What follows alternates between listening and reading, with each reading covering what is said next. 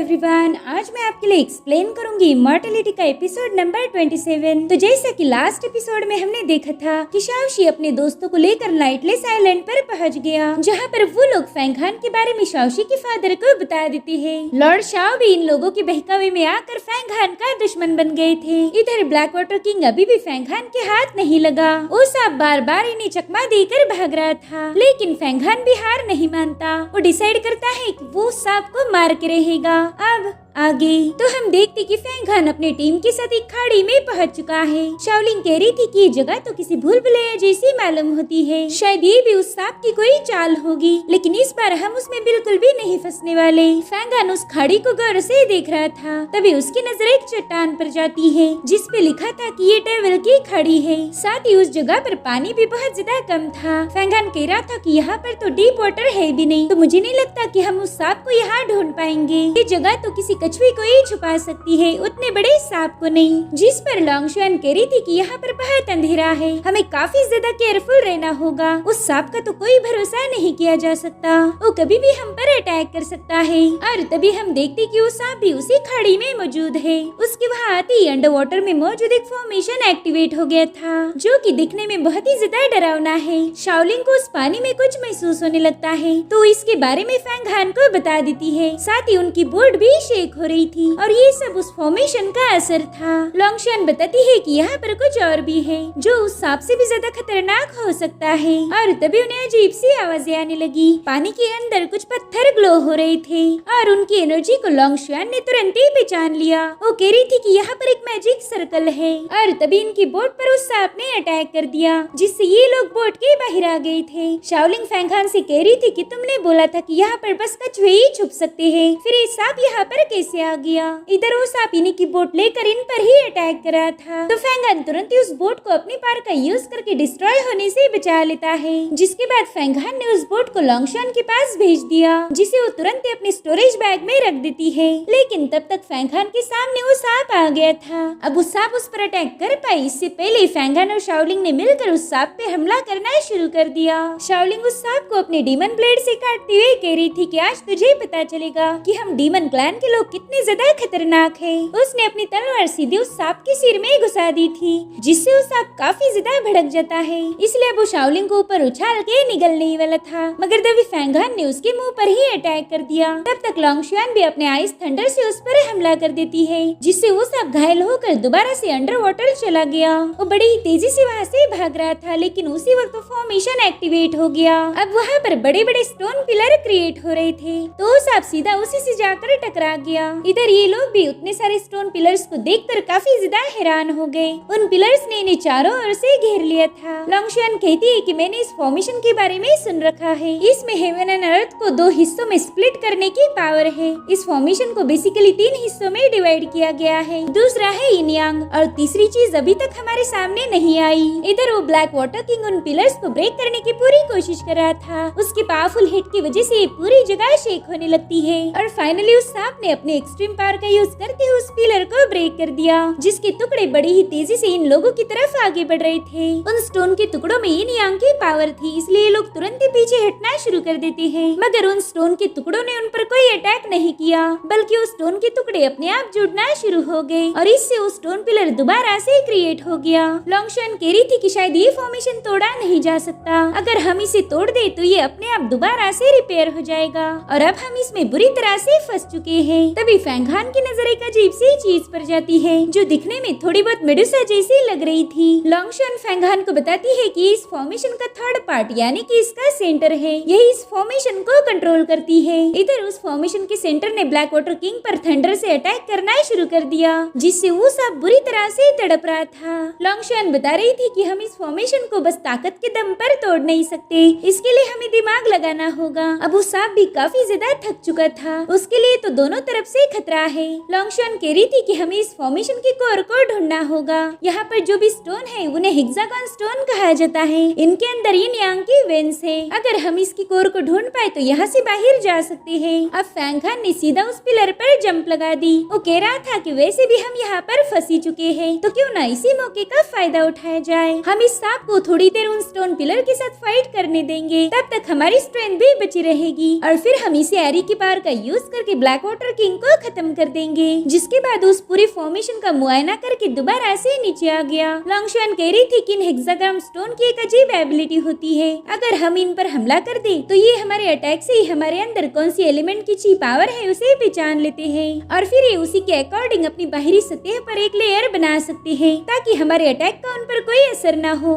साथ ही stone pillar अपनी position भी बदल सकते हैं और वो जो घोस्ट फेस है वही इस फॉर्मेशन की आँख है जो इन सारी बातों पर नजर रखती है। तो फैंग हान तुरंत ही वहाँ से भागना शुरू कर देता है। वो कह रहा था कि इस इवल बीस्ट को मारने के बाद ही मैं दम लूंगा। शाओलिंग उसके लिए बहुत ज्यादा परेशान हो गई। इधर फैंग हान एक चट्टान पर पहुंच जाता है और उसके ठीक पीछे वो सांप भी था जो उसे तुरंत ही निगलने की कोशिश करता है, मगर फैंग हान जंप लगाकर बड़ी तेजी से उससे दूर हट गया। जिसके बाद वो अपनी सुपरनेचुरल पावर का यूज करके उस सांप पर पावरफुल पंच से अटैक कर देता है। वो एक पंच खाते ही उस सांप ने फैंग हान के साथ फाइट करने का इरादा बदल दिया। अब वो दोबारा से उस पिलर को तोड़कर वहाँ से भागने की कोशिश करता है, इसलिए उस फॉर्मेशन की कोर ने भी उस सांप पर आइस से अटैक करना शुरू कर दिया, जिससे वो सांप बुरी तरह से तड़प रहा था। फैंग हान देखता है कि थोड़ी देर बाद वो सांप दोबारा से रिकवर हो चुका है, इसलिए फैंग हान ने भागना शुरू कर दिया। उस सांप को पिलर की तरफ ले जाना चाहता था तो सांप भी उसे फॉलो करने लगता है और अब फैंग हान उस पर अटैक करने के लिए पूरी तरह से तैयार था। उसने एक पावरफुल स्पीयर बनाकर उस सांप पर हमला कर दिया,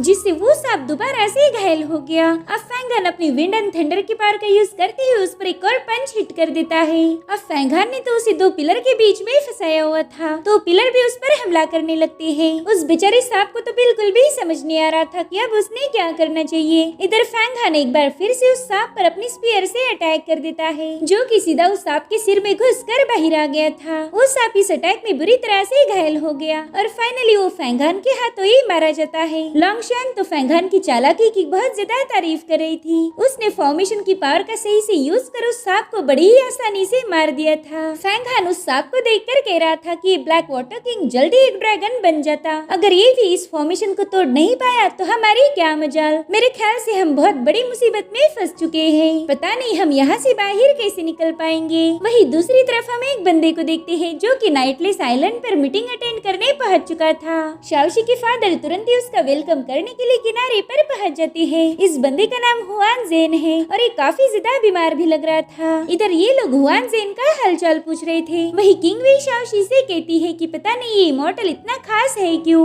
मुझे तो ये बंदा बीमार लग रहा है, पता नहीं तुम्हारे फादर इस बीमार बंदे की इतनी मेहमान नवाजी क्यों कर रहे हैं, ये तो बस 2-4 दिन में ही निपट जाएगा।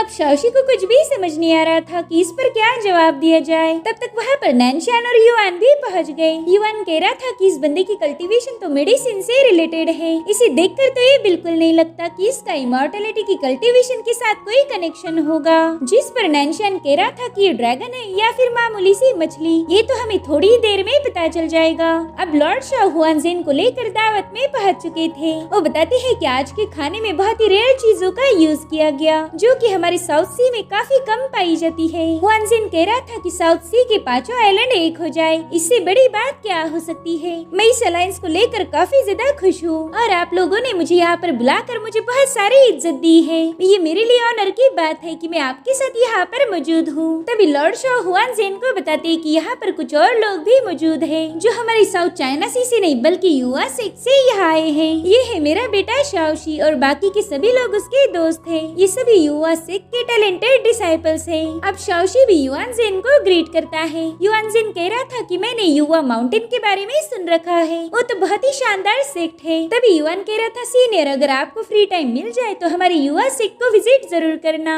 इसी बहाने से हमें भी आपकी मेहमान नवाजी करने का मौका मिलेगा। हुआन जेन भी युआन का इनवाइट एक्सेप्ट कर लेता है। तभी नैनशान कह रहा था कि भले ही हमारा सेक्ट यहाँ से बहुत दूर है, मगर हम यहाँ पर ट्रेनिंग के लिए आए थे, साथ ही हमें कुछ पावरफुल कल्टीवेटर्स की भी जरूरत है ताकि हम उन्हें अपने साथ ले जाकर युवा सेक्ट में ज्वाइन करवा दे। तभी किंग वे कहती कि मैंने सुना है कि साउथ चाइना सी में कल्टीवेशन का तरीका थोड़ा अलग है। मैं तो सभी कल्टीवेटर्स की रिस्पेक्ट करती हूँ, लेकिन मैं जानना चाहती हूँ कि यहाँ की कल्टीवेशन मेथड का तरीका क्या है। साथ ही मैं जानना चाहती हूँ कि वो डिसाइपल्स को कहाँ लेके जाती है, इमॉर्टलिटी तक या फिर उसे एक डेविल बना देती है। जिस पर हुआन जेन कह रहा था कि मैंने सुना है इमॉर्टलिटी हासिल करने के बाद लोग केओस में भी शांति ला सकते हैं, उनके पास ये नियांग की पावर होती है। वो लोग तो एक मामूली से ऑब्जेक्ट को भी इमॉर्टल ट्रेजर में बदल सकते हैं, तो भला वो लोग डेविल कैसे बनेंगे। उसकी बातें सुनकर किंग वे को फील हो रहा था कि ये बंदा दिखता उतना भोला नहीं है। उसकी नजर किंगवे की इवल गॉड पर थी और उसी वक्त डेस्परेट आइलैंड का बंदा अपनी जगह से उठ गया। वो कह रहा था कि मुझे यहाँ पर बुलाया नहीं गया था, तो मैं ही आपको इंट्रोड्यूस करता हूँ। वेल, मैं डेस्परेट आइलैंड का लीडर हूँ और मैं आपके लिए कुछ खास चीजें लेके आया हूँ।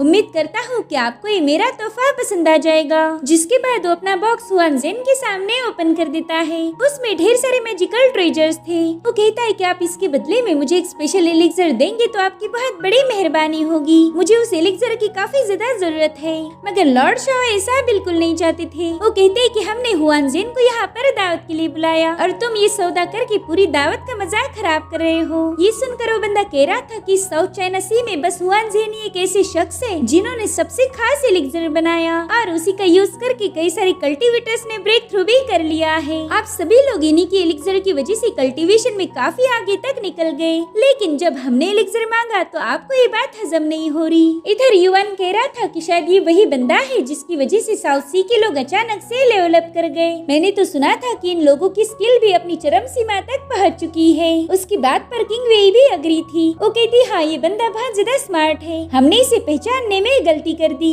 तभी हुआन जेन डेस्परेट आइलैंड के लॉर्ड से कह रहा था कि मैं आपका शुक्रगुजार हूँ जो आपने मेरे लिए इतने सारे ट्रेजर लाए, लेकिन मैं इन्हें एक्सेप्ट नहीं कर सकता वरना इस दावत का अपमान हो जाएगा। ये सुनकर लॉर्ड शाओ तो काफी ज्यादा खुश हो गया। वो कह रहा था कि हुआन जेन ने हमारी अलायंस को बहुत सपोर्ट किया है, तो मैं उनके ऑनर में कुछ मैजिकल ट्रीज के पीसेस लाया हूँ। ये उस पेड़ के टुकड़े हैं जो दुनिया में बड़ी ही कम जगह पर पाया जाता है। आप इन सभी पीसेस को रख सकते हो। तो हुआन जेन उन सभी वुडन पीसेस को चेक करके बताता है कि ये सभी पीसेस बहुत स्पेशल है, मगर जिस स्पिरिचुअल ट्री के पीस की मुझे तलाश है वो इनमें से एक भी नहीं। लेकिन मैं आपका शुक्रगुजार हूँ कि आपने मेरे लिए इतनी मेहनत की। अब डेस्परेट आइलैंड का बंदा कह रहा था कि ये सभी लॉर्ड किसी काम के नहीं। अगर मुझे पता होता कि आपको क्या चाहिए तो मैं कुछ भी करके उस पेड़ के टुकड़े को लेके आता। जिसके बाद वो दोबारा से हुआन जेन से एलिक्सर मांगता है। इस बार हुआन जेन ने भी उसे मना नहीं किया। वो तुरंत ही उसे एक बोतल देकर बताता है कि इस एलिक्सर को मैंने अपने हाथ से बनाया। मैं आशा करता हूँ कि ये आपके बहुत काम आएगा।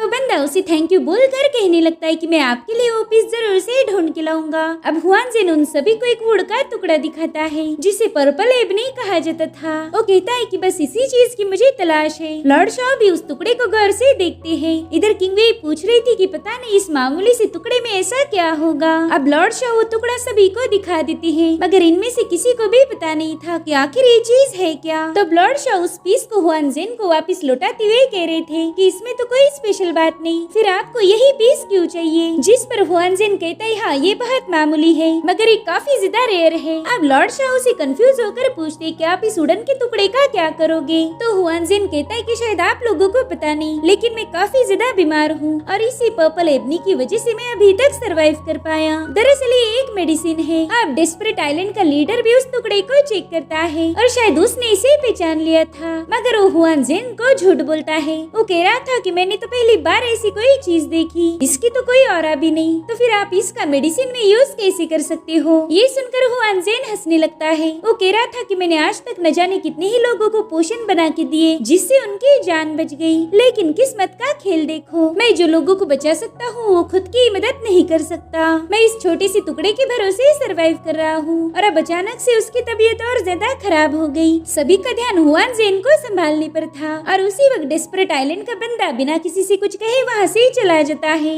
मगर हुआन जेन ने उसे जाते हुए देख लिया था। अब उस बंदे ने बाहर आते ही अपने टैलिस्मान को थ्रो कर दिया, मानो वो किसी को पैगाम भेज रहा हो। जिसके बाद वो अपने कोल्ड्रन में एंटर करके वहाँ से चला गया। अब इस बंदे को वुडन पीस के बारे में क्या पता था ये हमें दिखाया नहीं गया और इसी के साथ एपिसोड यहीं पर एंड हो जाता है। Thank you so much for watching. Bye bye, take care.